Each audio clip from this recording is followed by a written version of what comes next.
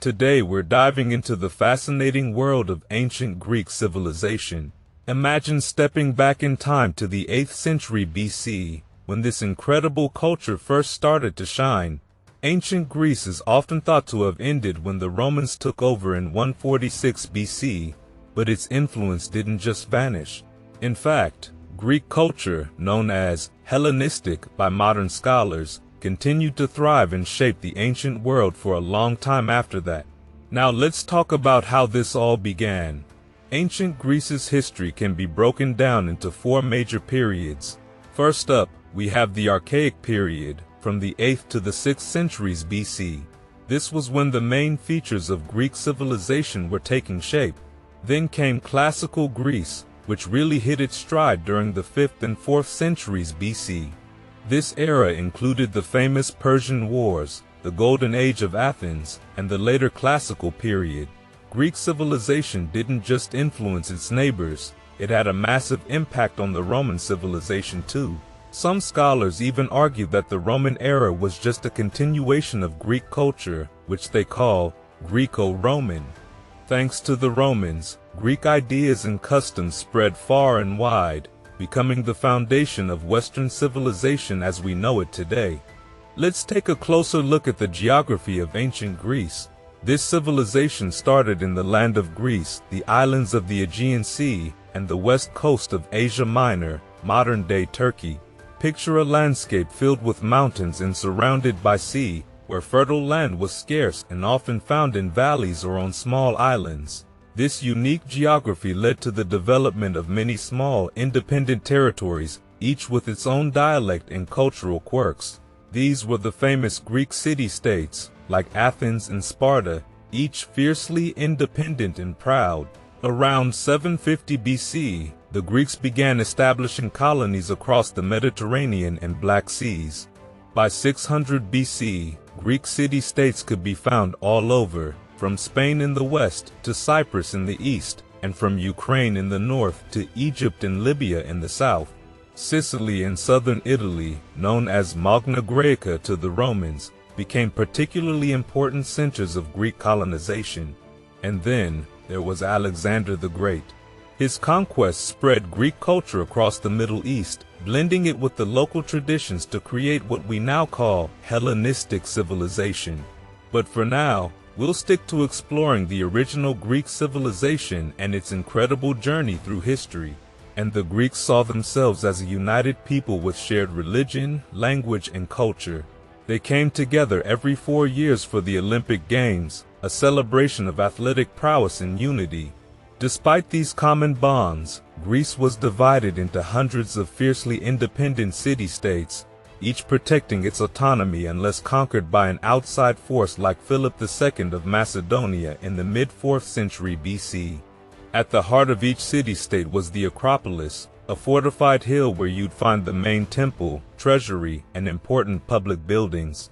Below the Acropolis lay the Agora, a bustling hub of public life where people gathered for meetings and trade. Streets near the Agora were lined with workshops, each specializing in different crafts like pottery, blacksmithing, and carpentry.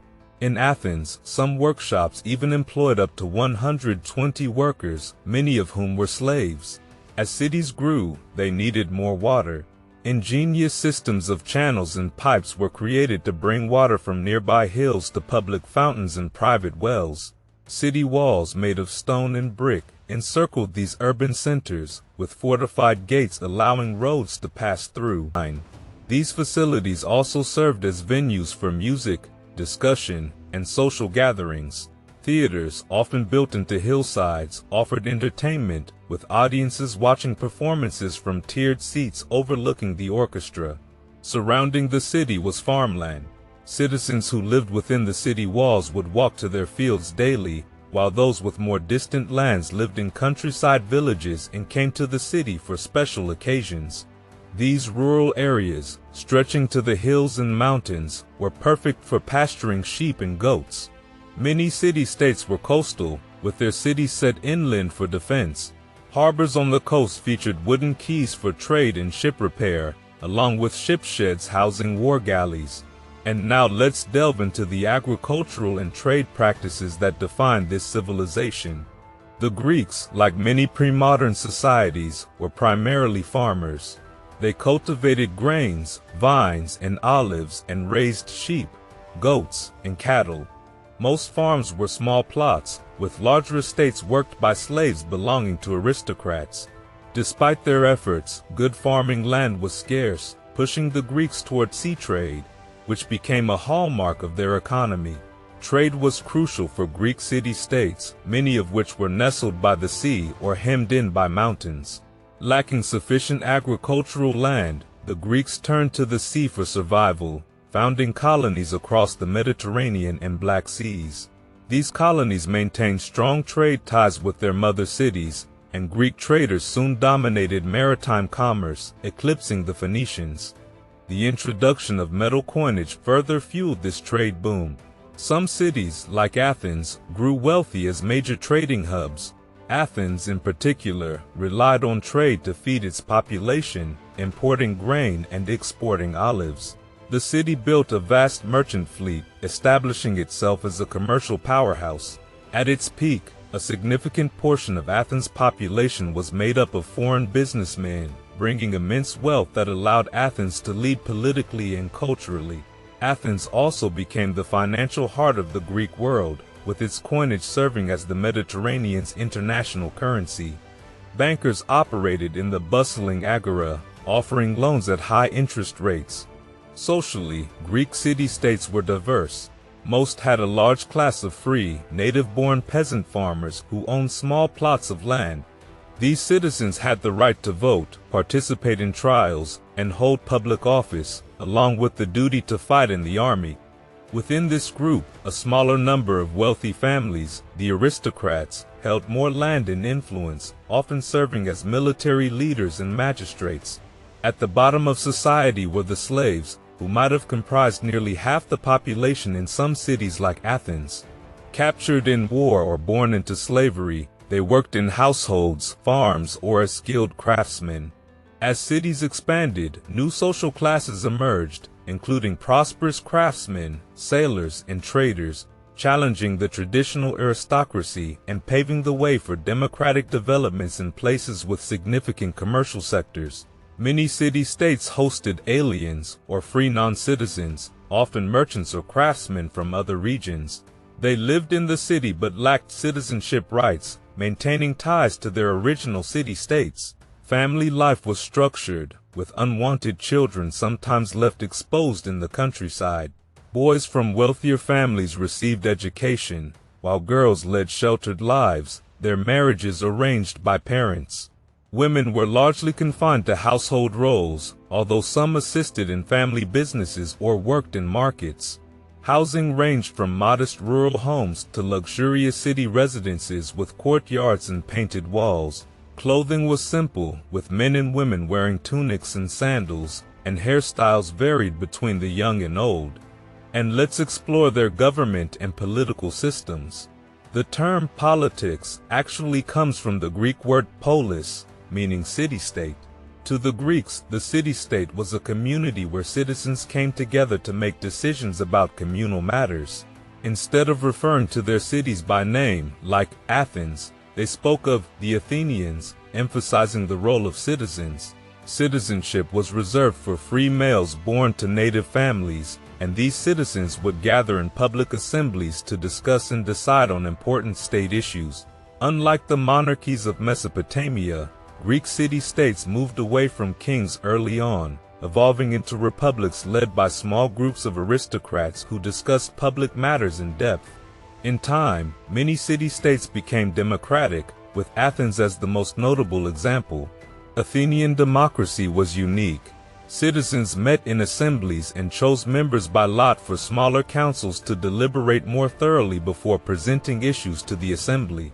Public officials, except military commanders, were also chosen by lot, ensuring that many citizens experienced governance firsthand. When it came to finances, Greek government wasn't costly by modern standards. Taxes were imposed during emergencies, while regular funding came from duties on goods and property.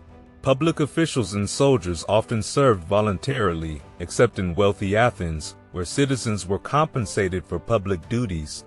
The rich were expected to contribute to public expenses, like maintaining warships and theaters. The legal system in Greece varied by city-state, with laws inscribed on stone tablets in public areas like the Agora. Although detailed records are scarce, we know Athens had multiple courts with large citizen juries. Serious crimes were tried before the entire assembly, and punishments included capital punishment and exile. Legal proceedings involved accusers presenting their case and the accused defending themselves, with jurors voting using pebbles. In terms of international politics, city-states often formed alliances for mutual protection. The Delian League, led by Athens, started as a defense against Persia, but eventually became more of an Athenian empire. In contrast, the Peloponnesian League, led by Sparta, provided effective military protection while promoting Spartan values among its members. And let's dive into warfare in ancient Greece. City-states relied on their citizens to fill their armies. Each man provided his own armor and weapons and spent time in military training. With hundreds of small city-states, wars were frequent but usually small in scale. Campaigns were often short, timed to avoid disrupting the harvest season. Battles typically involved large formations of hoplites, heavily armed infantry soldiers. Armed with spears, shields, and helmets, these soldiers fought in tight ranks. The wealthier hoplites also wore bronze armor and took their place at the front, where the fighting was fiercest. As alliances like the Peloponnesian League led by Sparta and the Delian League under Athens formed, warfare began to expand in scope. During the Persian Wars, these alliances grew, allowing for larger armies and longer campaigns.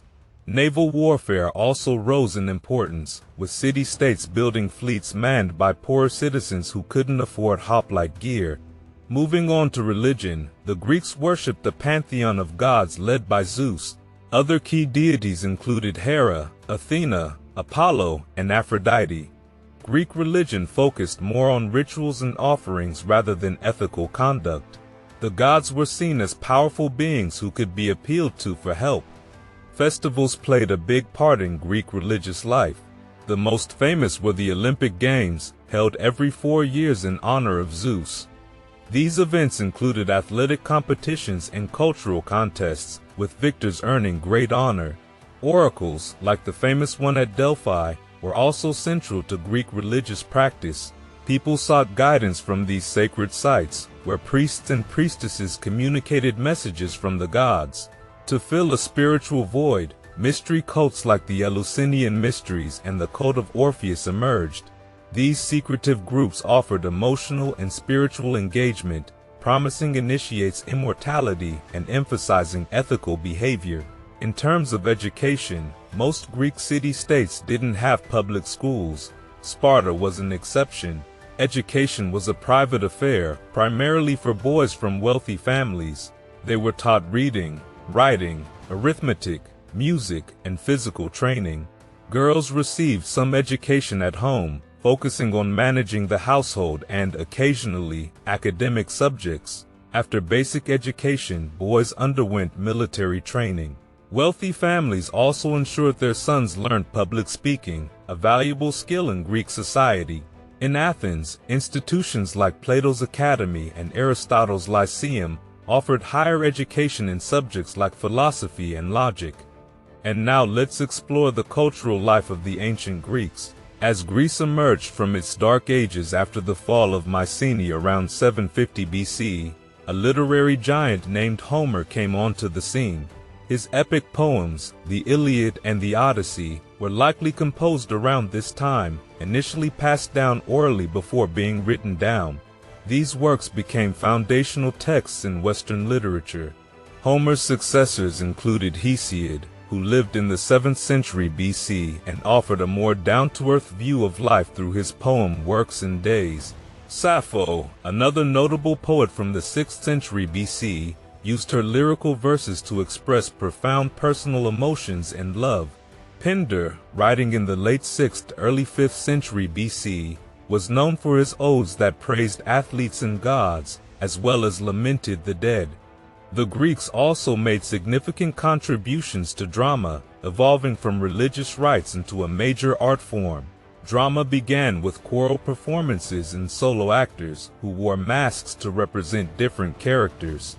By the 5th century BC, Greek drama had reached its peak in Athens, with playwrights like Aeschylus, Sophocles, and Euripides pushing the boundaries of the genre.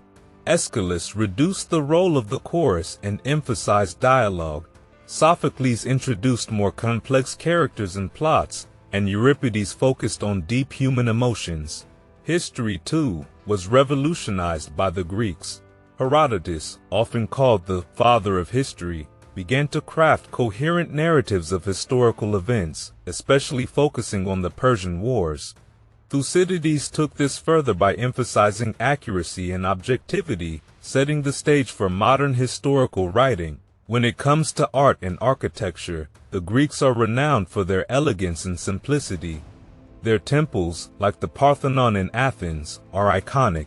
These structures featured a central space for the god statue, surrounded by a colonnade of columns topped with intricately carved capitals and an entablature that supported the roof.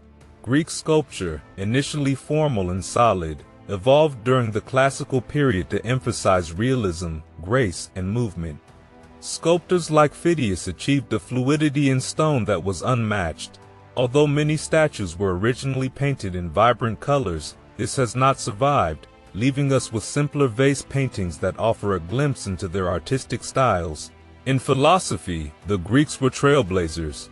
The early Ionian philosophers speculated about the universe's origins, often blending religious and scientific ideas. Pythagoras and his followers contributed to mathematics with theories about numbers and their significance. By the 5th century BC, thinkers like Parmenides promoted the idea that reason and logical thinking were key to understanding truth.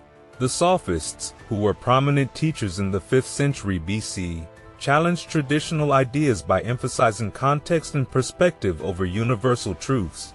They believed that meaning was derived from language and context, though they were often criticized for their seemingly manipulative reasoning. The pinnacle of Greek philosophy came with Socrates, Plato, and Aristotle. Socrates, known for his method of asking probing questions, sought to uncover deeper truths through dialogue. Plato, his student, founded the Academy and introduced the concept that the material world is an imperfect reflection of a higher reality. Aristotle, Plato's student, made significant contributions to logic, biology, and ethics, and established the Lyceum in Athens.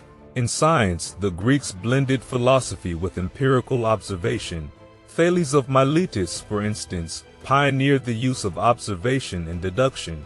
Pythagoras and his followers developed important concepts in geometry, such as the famous Pythagorean theorem. Greek thinkers like Empedocles and Democritus proposed theories about the fundamental nature of matter, and Anaximander suggested early ideas about evolution. In medicine, Hippocrates is celebrated for advocating that diseases had natural causes and should be treated through natural means. He laid the groundwork for Western medicine by emphasizing rest, diet, and exercise. Greek contributions to astronomy, mathematics, and science continued to evolve, with advances in understanding the cosmos and developing the scientific method. The legacy of ancient Greece is immense, shaping Western civilization profoundly. Greek language, politics, education, philosophy, and art influenced Rome and later cultures. During the Renaissance, Greek art and thought were revived and became central to Western intellectual and artistic achievements. Greek mathematical and scientific ideas laid foundational principles that continue to influence modern thought.